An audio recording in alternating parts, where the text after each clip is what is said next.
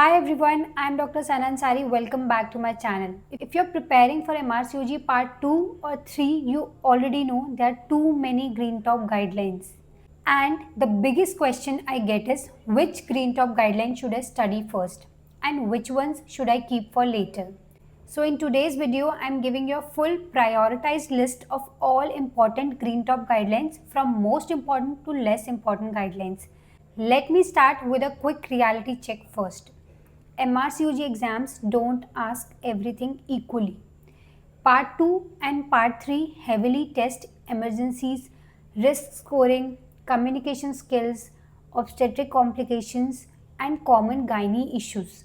So, the smart way is not to read in order of guideline numbers, but in order of exam importance. So, let's start with the top priority list first. These are the guidelines you absolutely cannot skip. If your exam was tomorrow, you would only revise these. Now, the first guideline is on maternal collapse, ABCD approach, perimortem cesarean section, left lateral tilt.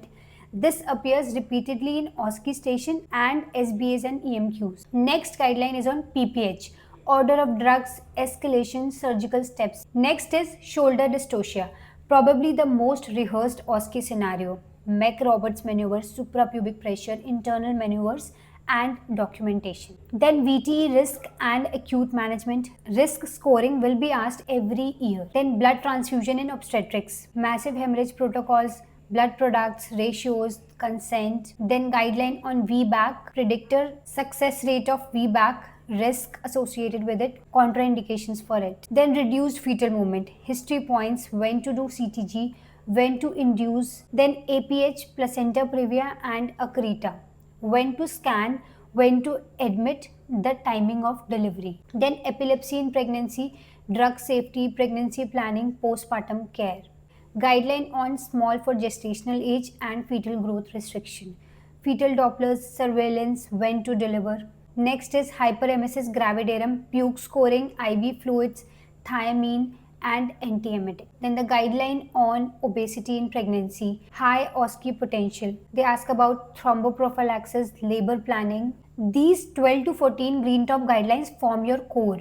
You will see them across both part 2 and part 3. Now coming to second priority guidelines. These guidelines also come very often. The list includes external Catholic version and breech presentation, when to offer ECV, contraindications, counseling, then recurrent miscarriage, investigations and the management plan, then the guideline on amniocentesis and CVS, the risk associated with the procedure, post-procedure advice, then late intrauterine fetal death and stillbirth. Explain investigations, timing of birth, support groups.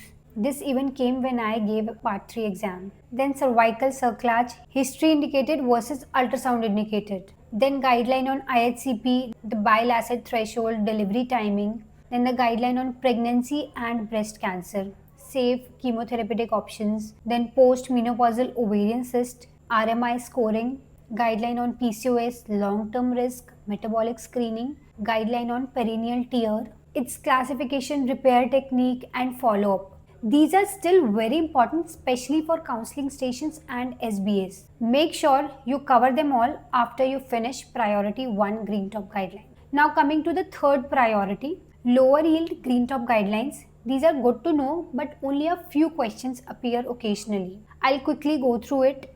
Premenstrual syndrome, management options, SSRIs versus combined OCPs. Then female genital mutilation, safeguarding, legal aspects of it. Then outpatient hysteroscopy, indications, complications. Then the guideline on bladder pain syndrome. Next is on the walled prolapse, the surgical options of it. Then chickenpox in pregnancy. These guidelines won't dominate your exam, but reading them once will complete your coverage. Now let me tell you how to study using this priority list. Study priority 1 first, deeply. Use notes, flashcards, videos, mocks. Then go on to priority 2. Do a smart reading. Focus on indications, contraindications, counseling points, flow charts. Then move on to priority 3 guidelines. Only do a quick reading. Always combine green top guideline with OSCE practice. For every guideline, ask yourself, how will this appear in OSCE? counseling, emergency drill, or data interpretation. Make a one-page summary of each Green Talk guideline. This cuts your revision time by 70%. So that's your complete prioritized Green Talk guideline roadmap for part 2 and part 3. Remember, exam success is not about reading everything. It's about reading the right thing in the right order. Comment below if you have any doubts. Good luck.